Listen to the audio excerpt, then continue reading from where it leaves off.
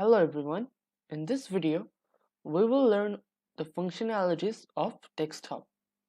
So what is the desktop? So the desktop is the first thing you see when you open your computer. It is like the home screen of your computer. Now this is how we are going to implement this video. Now let's get started. So this is how my desktop looks like. Now you have all your icons.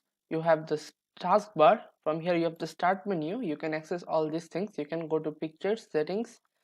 Then you have the date, you have the time, you have the network connectivity, the battery charge if you're on a laptop.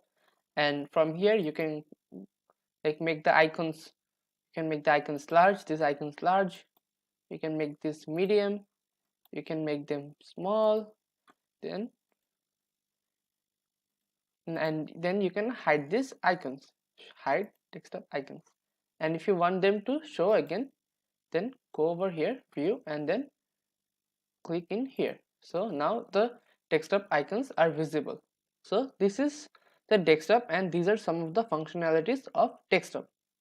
Now let's summarize. So in this video we learned the functionalities of desktop and what the desktop is and how we use the desktop. Thank you for watching.